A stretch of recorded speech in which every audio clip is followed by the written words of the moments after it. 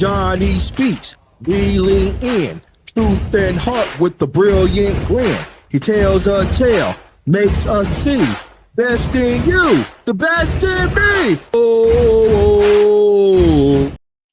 Welcome to Conversations with Champions. My name is Johnny Randolph, and I am the founder and CEO of the Randolph Speaker Bureau. And our mission statement is we help you unleash your voice and ignite your full potential.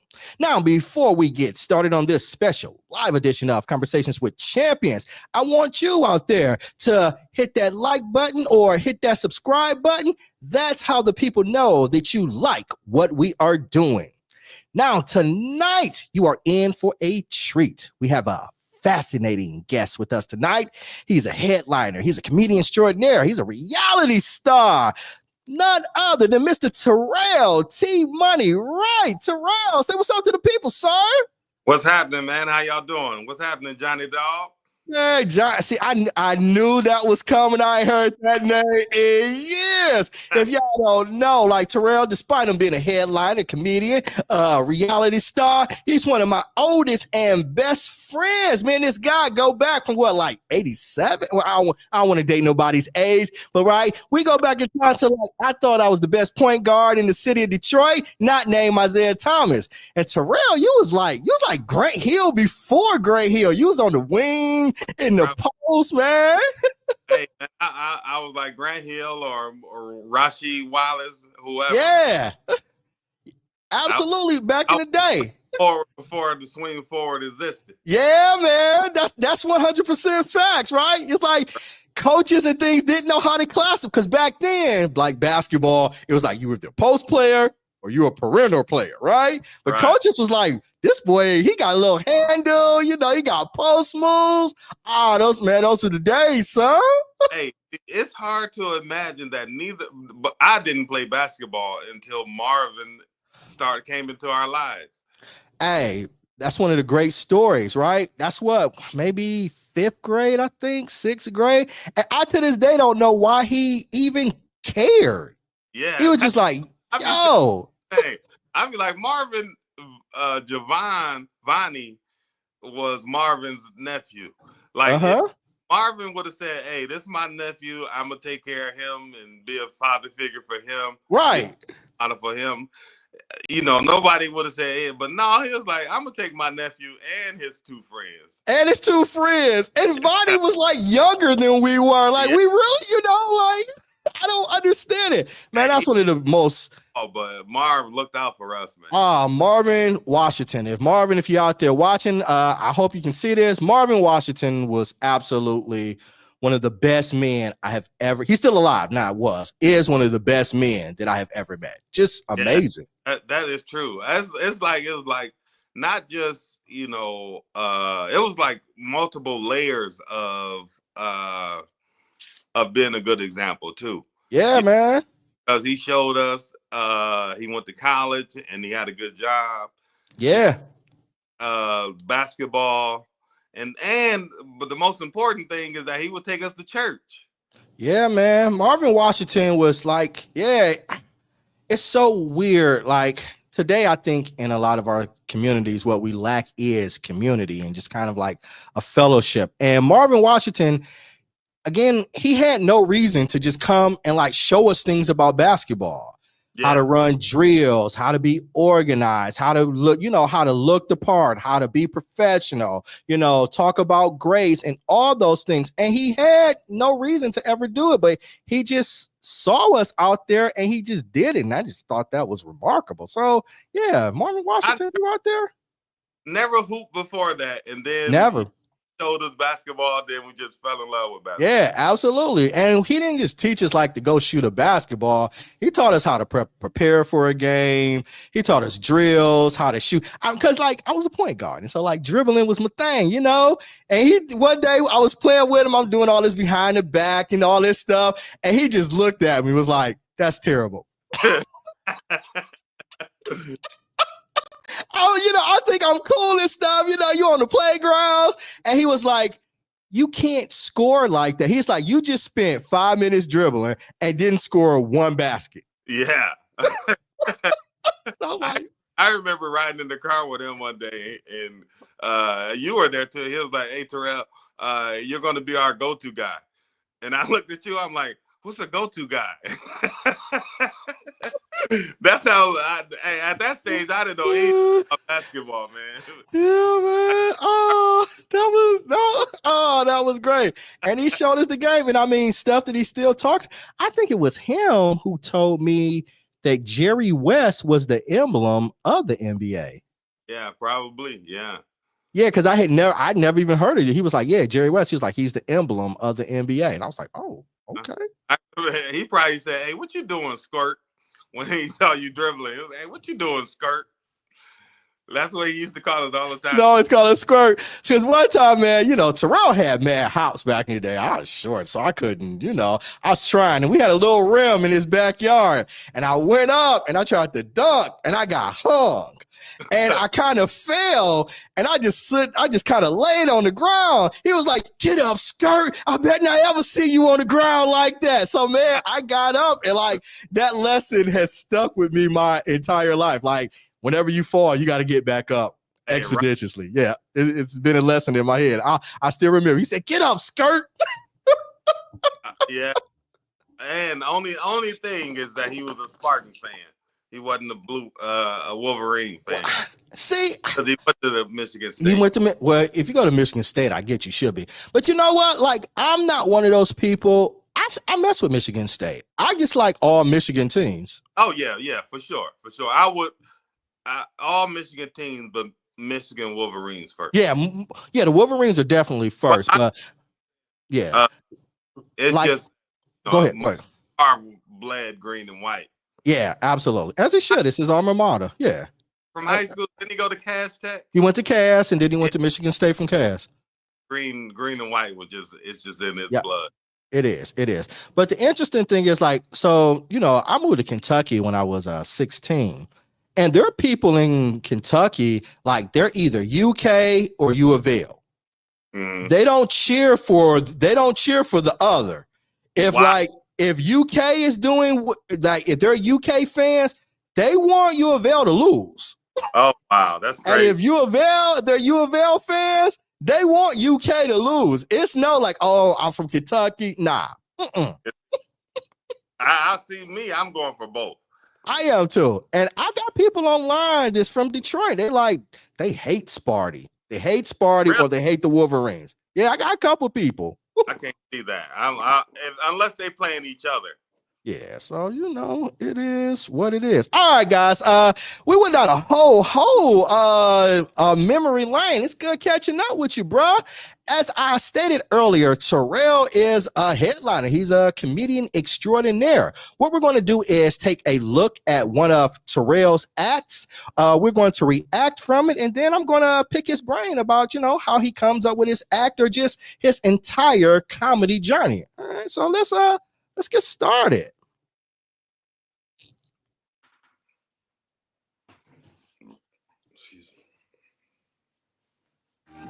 Can you hear it? What's happening? How y'all doing? That's what I'm talking about, man. I see some of y'all drinking. Y'all be careful. I know y'all heard that saying, you should never let your friends drink and drive. You should also stop your friends from drunk dialing. All right, that's when you get drunk and call somebody on the phone with some stupid shit. Last time I was drunk, I got a little horny. Uh-oh. So I figured I'm going to call my old faithful Tammy. But I made a mistake and dialed my boy Tommy. Now I'm horny as hell. I just leave a message, right? I'm like, check this out, this Tarrell. And I've been looking at your ass, and you've been turning me on. Look, I'm ready to take our friendship to the next level, all right? So call me back tonight, because I want to hit that. And I hang up the phone. About a half an hour later, my boy Tommy called me. He like, "Hey, dog, I feel the same way, man." I was waiting on you to say something, dog. Hey, man, bring your ass over here, man. I'm tired of playing PlayStation. So I quit drinking, man. Yeah, I quit smoking weed, too. Have you ever heard of ADD? Well, when I smoke weed, I got ADSS. That stands for always doing stupid shit. Oh shit! I'm serious, man. Last time I was out, I had $10 worth of weed in one pocket. I had a joint in the other pocket. I get off the bus, I'm walking fast as hell because I'm ready to get home and get high. And the cop stopped and said, "Stop right there, boy. I saw you." I'm like, "Officer, what's going on?" He said, "Shut up, boy. Don't question me. I saw you. I saw you jaywalking 2 blocks ago." Like jaywalking, man! I thought you was talking about this weed in my pocket, man. Yeah, I thought you had me for a minute, dude. I was getting scared. So I quit drinking, quit smoking. Now I'm just bored. Ain't nothing to do. So what I'm doing now is I'm going to the gym, trying to work out and exercise. Fellas, you know how you know when you need to work out? Is when you get your ass beat by some dude wearing flip-flops. It is time to start working out if you let that happen. Because I got in a fight with this dude who had on some flip-flops. And this dude got me down on the ground and kicked me in my face. Oh, raw one feet? Of his toes went in my mouth. I'm like, "Hey, bro, I don't even want to fight no more, man." I'm serious, because I'm getting my ass beat and I feel like you're trying to turn me out, dog. And do me a favor, wash your feet next time you get in the fight. Right. Okay, how you gonna explain that? I got beat up by a dude with women out here in Hollywood, because I don't think a lot of women think about what they say before it come out of their mouth. Because I'm having sex with this girl, right? We're in the bed doing our thing. Both of us giving it 100%. All right? We having sex like 2 slaves that escaped just to have sex, right? Lord. And this girl get off of me and she looked me in my eyes. She's like, "You know what? I think I'm in love with you." And I said, "Well, give my $40 back then." You being real unprofessional right now talking about love up here, baby. Oh, Lord. I gotta save my money. That's why I don't go to strip clubs. All you do is waste money at the strip club. You gotta pay to get in there, buy some drinks, lap dance. Every girl get off the stage, you gotta give her Don't a dollar. touch me. Yep. You can't suck nothing, touch nothing, just get your ass out. Now, can I go to a restaurant and do that?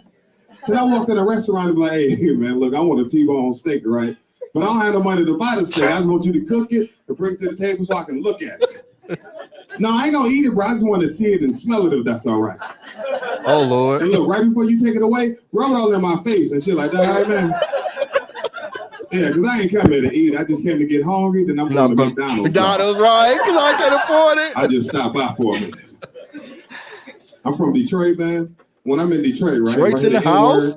I know it's coming from somebody black. But out here in California, you hear the N-word, you don't know who it's coming from because everybody using it. You know what I'm saying? You got little white kids saying it, Mexican kids, even Asian kids saying the N-word. What the hell happened, y'all? You know what I'm saying? I thought we had an agreement, right? It's like y'all ain't even scared of black people no more.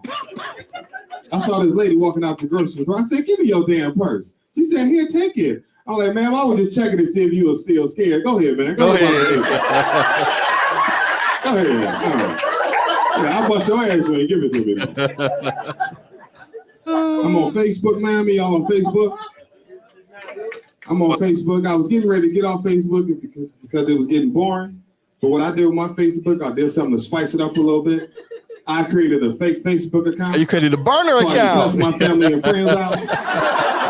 Oh, it's so much fun too. And I be posting stuff that I know my family gonna comment on. I be like, "It's a good day outside, guys. Show is good." Then my auntie be like, "You right, nephew? God is good." That's when I use my fake Facebook account. Like, "Shut up, bitch. What you know about God?" My auntie be like, "Nephew, who just talking to me like that?" Then I be like, "Man, I can't wait to go home and see my family." Then my mother be like, "I can't wait to see you either, son." They come my fake Facebook account like, "Damn, man, you got an ugly ass mama." My mother mad at me because I like that comment though. Hey, I'm Tarrell Wright, everybody. I'm out of here. All right, bro. Hey, man, that was great. Oh, man, thanks, man. Good stuff. Well, come on, I want to chop it up with you, just to talk about your extraordinary comedy journey. I feel like I already know the answer to this, but for the people, and I may not know, but why did you get into comedy? Well, of course, you already know the answer to it. Well, it's like the first person to ever make me laugh in the movie was Richard Pryor. The first person, I ever saw on stage that did comedy was Eddie Murphy. Yeah, man. But The first person I physically, with my own eyes, and was there do comedy was my brother Kool-Aid. Rest in peace.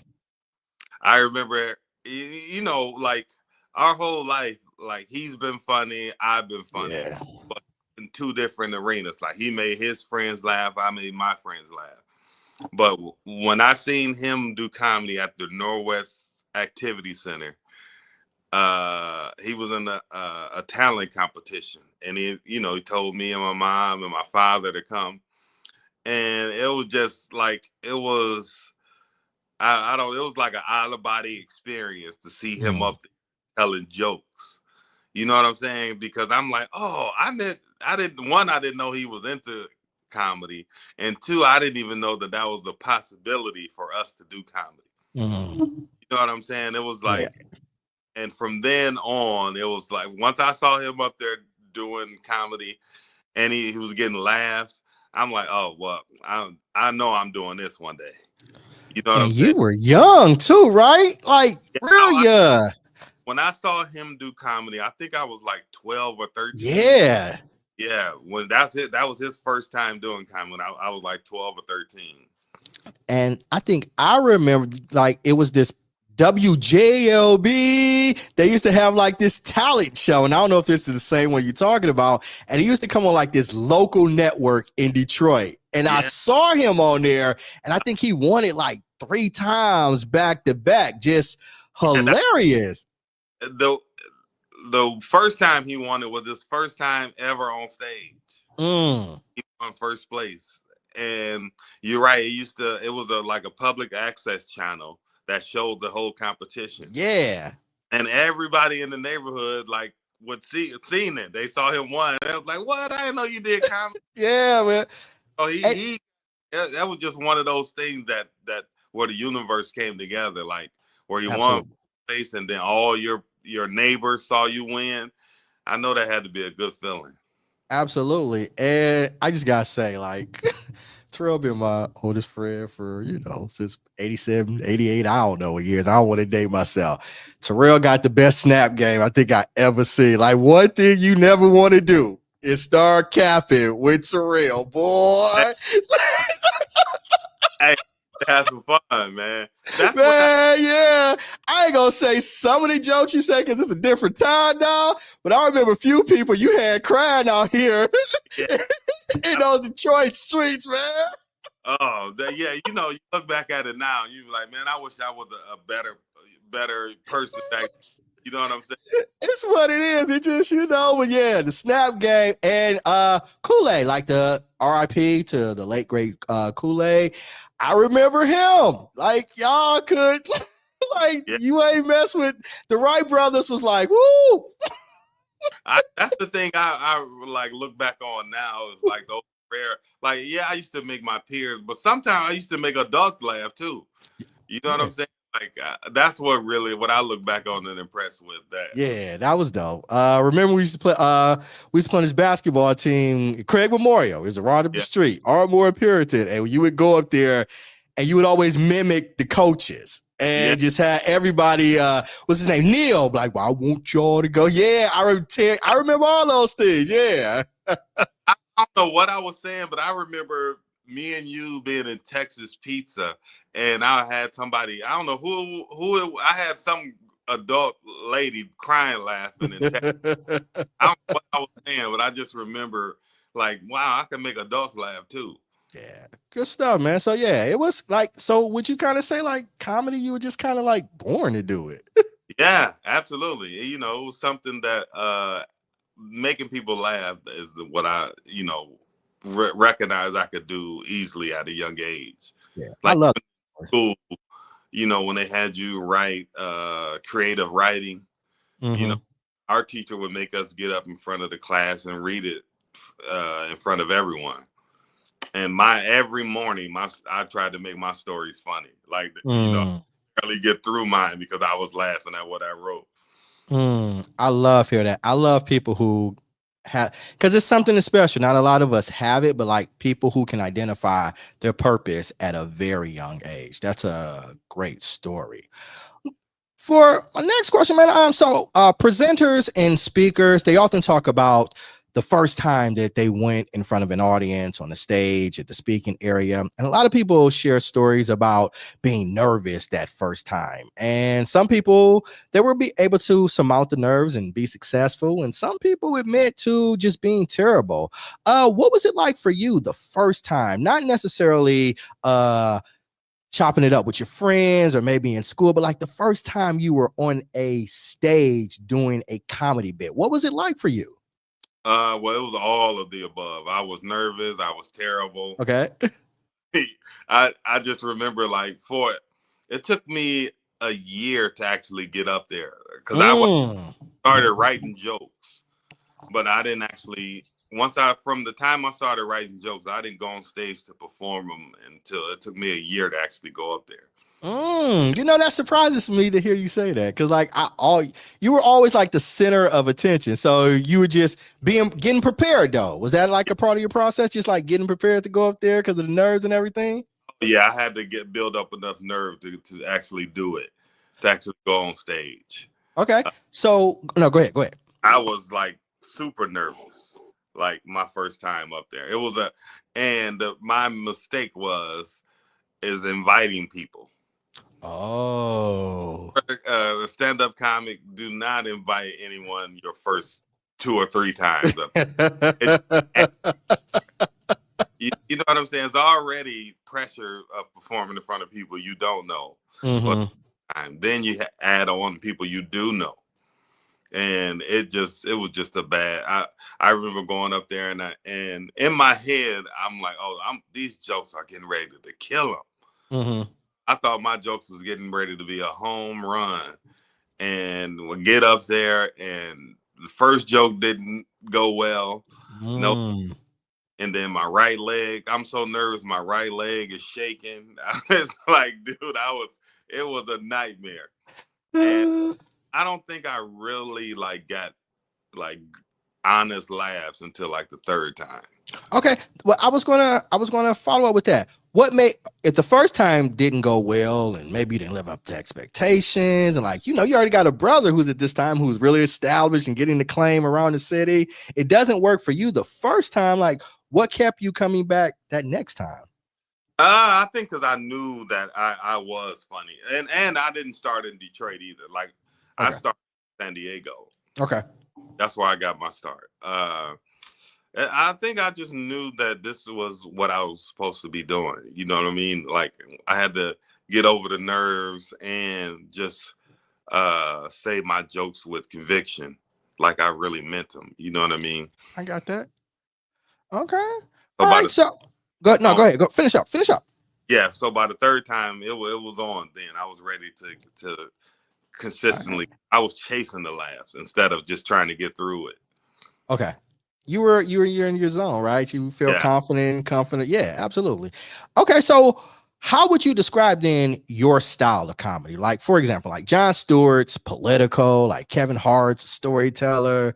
You talked about Eddie Murphy, like he's the GOAT, right, of our generation leagues. Like his is like rock star, right? So how would you describe Tarrell Wright's style of comedy? My style of comedy, I think, is like silly, fast paced, just like, just kind of slapstick, early on. That's what my comedy is. Like nowadays, it's more of telling true stories. You know what I'm saying? Because I'm at the stage now where I can make true stories funny, things that actually happen. I can make them funny. So today, speaking, my style is the actual truth. Okay. And so you're telling stories, right, about your life. So I'm interested in knowing, right, do you see something and then do you just write it down? Do you have like a app on your phone, or do you just have this great ability for recall? So how do you find the material and then be able to create it to, to work on your act? Well, I don't know. It just a joke will just pop in your mind, like having conversation with someone or something, and then it'll pop in your mind, and then I just go from there. I don't really write my jokes down. Okay. I rather just I'm kind of like Jay-Z with it, man. Just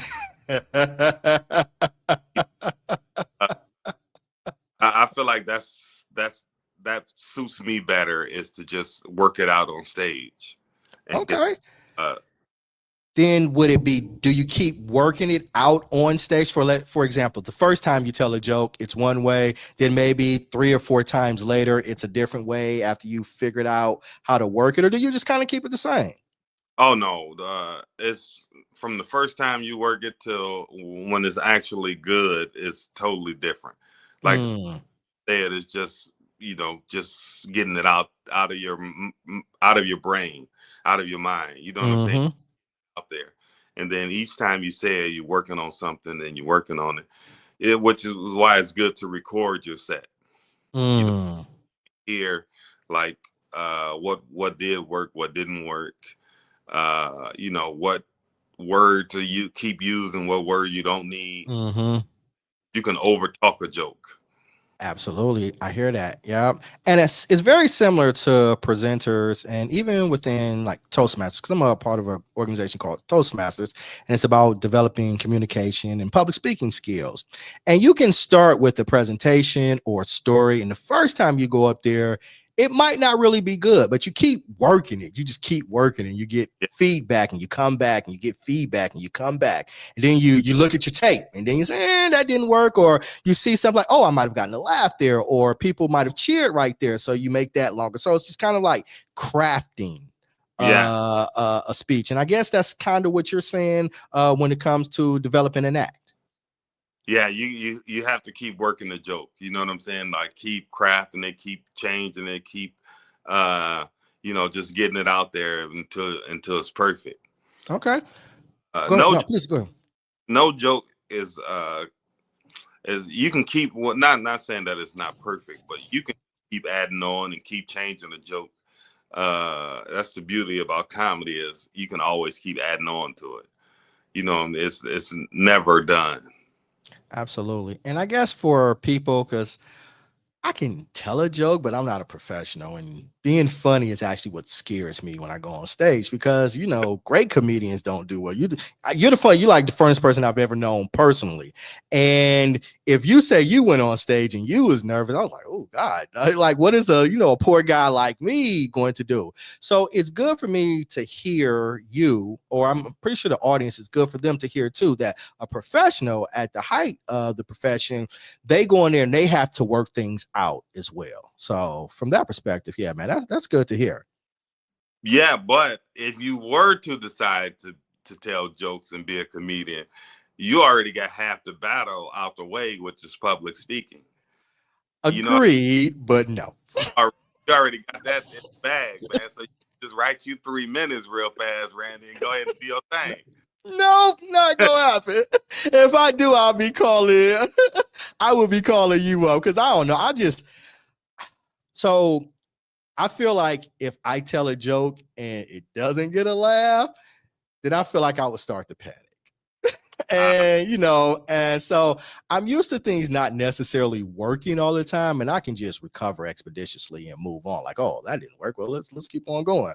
But like laughter is something. And the thing is, with laughter, I tell people, like, laughter is something you can't fake. No. When something is funny, it's funny. Yeah. And you don't care where you at, you're gonna laugh at it. When it's not, you're like, and you know what I'm saying? So if it didn't land, I'm like, this might be a problem here. And that's what happens with comedy, like especially when you're new. Yeah, like it doesn't work. It's like, it's like a chain reaction. It's just all downhill. Like it gets into psyche when that first joke doesn't work.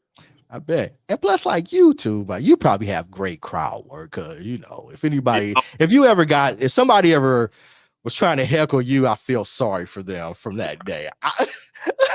For some reason, man, like people like never like heckle me, but when they do, I love it though. Oh, I bet. I love when people try to heckle me. Yeah. I'm not built for that. I might have one zinger, but like I'm not about to take on a whole person and steal the show. So yeah, Stand up. I will stick to speaking. I prefer that. I prefer storytelling. I prefer presentations. I'm gonna leave the comedy. I want to be better at infusing humor into stories and presentations, but I leave the exclusive humor. I leave that to the professionals. But I am glad hearing what you say. I like the journey and how being a comedian is just not something you go up there because you're good at hanging out with your friends or telling jokes. It's a different skill set than actually developing an act and having people laugh in that capacity. Oh yeah, you have to basically, man, it is difficult, but Yeah. the steps are easy. You know, you got to keep coming up with new material, keep going on, Mhm. and always keep trying to be as comfortable as you can be up there. Okay. How do you know when a joke is funny, or how do you know when something could be funny? Or Well, for me, it might be different for other people, but when I laugh at it, then those. Mm, Well, I okay. really to take jokes up there that I think, oh well, they might like it. You Okay. meaning they might like it. I try to go up there with stuff that I like, that make me laugh. Yeah. Because if it makes me laugh, then I'm gonna have fun telling the joke, which ultimately works anyway. Because if I enjoy telling it, then the audience is going to feed off of that. Right. And why would people laugh at something you don't think is funny? Yeah, yeah. I don't want to be one of those ones that's Absolutely. hey. You, Yeah, absolutely. And I feel that for even for presentation, like there have been times people have asked me to talk about something, and I'm just saying, I don't believe in that. I'm not going to talk about it, even though I could come up maybe with something. But like, if I don't believe in it, why am I going to share it with somebody else to have yeah, an impact on them? because it's going to show if you don't believe in it. Talk about it. Yeah, man. You know what Yeah. If you don't believe in it, why would I expect somebody else to even care about it or believe in it to think that it's funny? yeah, sure. For me, man. It's just so much fun to tell jokes that I laughed at by telling them. You know, Yeah, when it pops in my head and I laugh at it, oh, that's gold right there. absolutely. I get that 100%. Now, I've heard some of the greatest comedians talk about bombing, right? They just don't do well for a set. And it could be for a variety of reasons. Dave Chappelle, in one of his Netflix stand-ups, he talked about how, he was in Detroit for of all places. He hit Yeah, the joint and and he just tanked, right? I So, heard. oh, did you? Okay, yeah, he talked about it. Danny Brown, he said he smoked some with Danny Brown, and he said, I am going to bomb. So I want to know, and don't get mad at me, but outside of that first time, has there ever been a set where things didn't go as you anticipated, or that you felt like you bombed? Oh, so I can't even count. I mean, Really? oh yeah, bombing happens, man. I'm not one of those comedians that after the first two or three times on stage he stopped bombing. Like, and, bombing happens. Well, for me, man, before I go on stage, if I'm not nervous, then I know something is wrong. Talk about it. Yeah, Yeah, wrong with that. I want you to elaborate with that a little bit more. yeah. Like I can already tell if it's going to be a good set if I'm not nervous. If I'm not nervous, then that alters my energy, and my energy Mm, the jokes. I'm telling the jokes like like a recorder. I'm not performing. Like when I have energy, I'm performing. mm. It's funny you say that. I just did a presentation on effective strategies to handle nervousness when you are speaking in front of an audience. And towards the end, I was saying, well, I tell people to be prepared and have a mindset shift that you're not nervous, you're excited. But then what happens if those feelings still continue to linger? And I say, I'm not worried if you feel nervous. I'm worried if you don't feel anything at all. Yeah, that is the problem. You don't feel it. Right. Yeah, because the So go ahead. Go ahead. main thing is you need to have energy. You know what I'm saying? Mm-hmm. Excited. You need to have energy. You need to you need some electricity to be coming off of you to go up there and shine. Absolutely. If your light is dim or if you're low energy, then chances are it's not going to be fun. Yep. And so the thing I say is, how are you going to motivate somebody if you don't feel anything? How are you going to persuade somebody if you don't feel anything, right? Like, how are you going to entertain anything? So I was telling like people, don't worry if you don't, if you still feel nervous, right? Worry if you don't feel anything. I want you to lean all the way into those emotions. Yeah. That nervousness will, even though it sucks being nervous, quote unquote, the word nervous, but that give you energy, and you need to be to have some energy when you go on public speaking. Absolutely. Everybody's bored. Yep, absolutely. And one of the things, it was actually a study that was done. It said your body actually can't determine the difference between being nervous and being excited. The symptoms are absolutely the same. It's kind of your mindset and how you adapt to it, how you're going to handle it. Yeah, that is true. That's the point. It's not nervousness. Don't look at it as a bad thing. Just say, right. Hey, too. I'm excited. I'm excited. Yeah. It's a mindset shift. That's the thing, is affirm a mindset shift that you're not nervous. You're excited. You're excited for the opportunity to impact your audience. Right. For sure. Yep. For sure. And there's actual science behind it. A person at Harvard did a study about it. Like, she measured people being nervous at certain events and things like that, and showed that even like people who are very confident and people who are like nervous, they exhibit the absolute same symptoms. I can see that. I can see it. So it's a thing. For me, man, it is like that nervousness. And once you tell, it's the first joke is powerful. You're nervous all the way until it's time for you to go up, and then once you first joke out, it's like the rest is a piece of cake, man. It's like being on a roller coaster after that first joke. The beginning of your presentation and the end of your presentation, the two most important parts, right?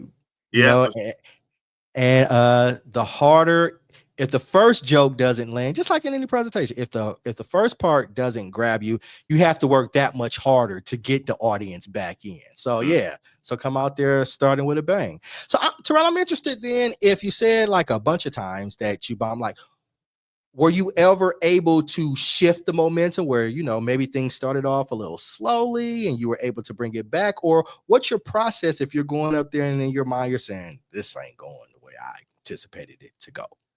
Well, for me, like, what helps me is that I'm, quick with it. So, if I go up there and the first couple of jokes isn't going well, I'm able to switch it and just talk about whatever in improv, whatever comes out, and go from there. And that seems to change things around, because the audience can tell that, okay, this isn't scripted now. This is what he is actually coming up with this on the fly, and it's funny, and that been able to change the situation that way also. Okay. I like hearing that. Yeah, that you have to be flexible, because sometimes things just don't go the way that you anticipate that they're going to go. Fine, you know what I'm saying? Like, either if your jokes ain't going well, then improv, and then hope somebody heckles you.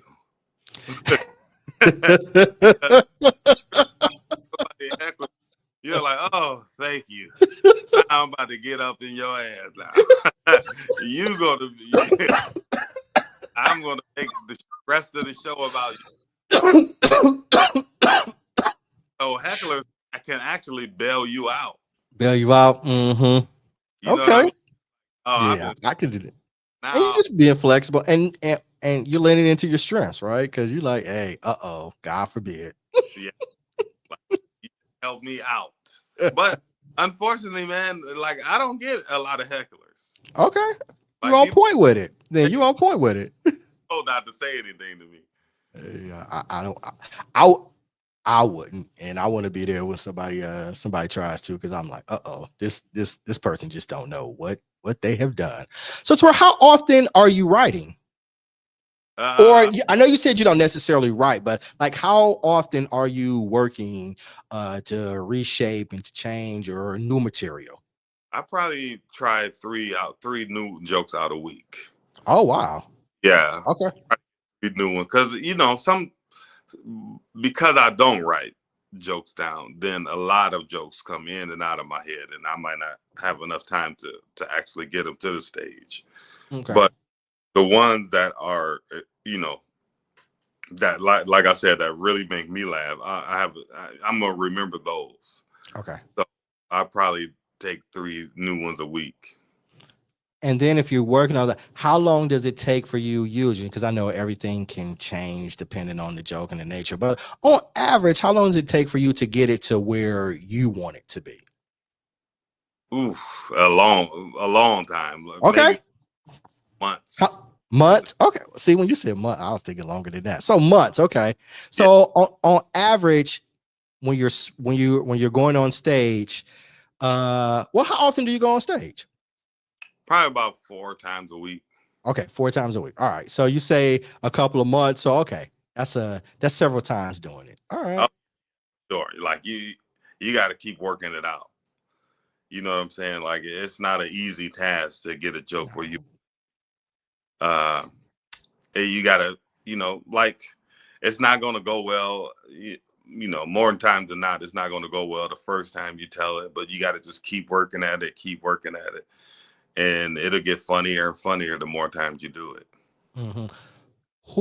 How do you make the decision when you've done it enough? Is it just the laughter from the audience, or if you still like, oh, it was funny, but I don't know, maybe I could do it a little more? Or do you just say, oh, I got the laugh that I wanted, that's enough? So how do you make that determination of when you feel like it's reached kind of its apex?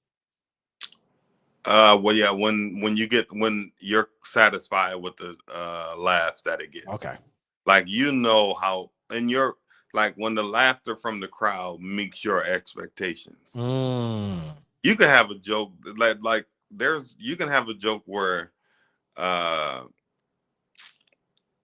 you like, man, this is one of my best jokes, and the audience isn't laughing. Or you can have a joke where you're like, that's all right, but I can't understand why the audience laughs like that hard at it. Like, what am I saying? So it's like when your expectation for the joke meets the laughter Okay. that the audience gives you, then you're like, okay, that joke is ready. All right, I like that. What would you tell somebody who's not necessarily the pro like you are, but somebody who just wants to infuse humor into their presentations? What's some advice that you would give them about how to uncover and reveal their humor? Well, I would say, like I said, a true story. Like, the truth is always the funniest. So I would, whatever you're doing, like, take something that actually happened and present it in the comical way, because it's easier because it's the truth. It actually happened. And 2, you're going to never forget it. You're not going to over the words, and you're going to have energy when you're telling it. It's like, like, think of when you're around your friends and you're telling a story. It's like you can feel your energy that you have, especially if oh, the funny part is about to come up. Like, you can feel like the energy you have when you're telling the true story. And that goes for people that aren't comics. You know what I'm saying? Like, when you say you're telling the story about when we were growing up, and you can feel yourself having energy and not forgetting anything. And so it's best to just keep a true story and make that funny. Tell a funny, true story. And that way, you fought half the battles with it just being true. Yeah, your authentic self, man. I tell people all the time, there's nothing like your authentic self, because sometimes in the world of speakers, like, people start to take on a persona of what they think people should sound like. Like, all of a sudden, they're being colloquial as we are right now, but they start to speak and they want to sound like Martin Luther King Jr. And it's like, wait a minute, you don't even talk like that. What are we doing here? And so I tell people all the time, just be your authentic self. If you mess up on a word, that's okay. People aren't expecting everything to be perfect. People want to know who you are. Right, absolutely. It's easier. It's easier to be, you know what I'm saying? Once you land in the pocket of being yourself, that's when it comes, because it's like Steph Curry shooting the jump shot. You know what I'm saying? It comes natural. Being yourself should be the most natural thing it is. Absolutely. Than someone else. Absolutely. Yeah, as you said, it's a lot easier to be you than it is to be somebody else. Yeah. Your authentic self is good enough, and run with that. Perfect being yourself and try to be successful being yourself. You know what I'm saying? Then that's where the longevity comes in at. Because there's nobody else out there being you. Yeah, absolutely. you try to be somebody else. There's a whole bunch of it's somebody already better at that. Right? Yeah, absolutely. Like you ain't gonna never slip up being yourself. Absolutely. Yep, 100%. Good stuff. Well, bro, I appreciate you coming out and sharing some of your secrets and your success. Yeah, man, no problem. My pleasure, man. I've been checking you out on Facebook, seeing what you've been doing, and appreciate it. Yeah, and I do the same with you, man. I appreciate it. So, where can the people find you at? Well, Tarrell Wright on Facebook, Instagram, Comedian T Money on X, and Real Tarrell on TikTok. All right. Also, go ahead. Yeah, I'm on all social media. OnlyFans coming next week. Oh God. We do not ascribe to that here. No, I'm just messing with you. I got my cousin, my best friends. He says he's gonna get a OnlyFans called Brick Hard, and what it is, he builds Legos in his underwear. Oh my goodness gracious! You know, it might be some. We can do that on TikTok. Where you need for that? I don't know, man. Like, and when he says it, I was just like, oh Lord. But we were in a chat or something, and there were people out there that were excited about it. I was like, oh my God, what are we doing? Yeah, man. And he gonna kill me when he hear this. What was that? Sorry, what was that? I said, ain't nobody gonna pay for that, man. We got to buy milk and shit. We ain't about to pay to watch no dude in his underwear playing with Legos. You were surprised at how many people thought this was a good idea. He's gonna kill me when he sees this. He's gonna send me on fire when he sees this. But whatever. Bust his test to him, and I hope he don't step on the leg, because I know he don't either. Oh, I hope he don't either. That's crazy. Crazy. On that note, man, again, thank you so much. We appreciate your time, and best of luck to you in all your endeavors. We're looking as one of your old. I won't call you OG because you're older than I am, but somebody goes way, way back for you, man. I'm so proud to see you out there living your dreams and doing what you want to do. Yeah, man. I never imagined I'll be out in California this long, but I'm enjoying it. Life is good. God is good. Yeah, man.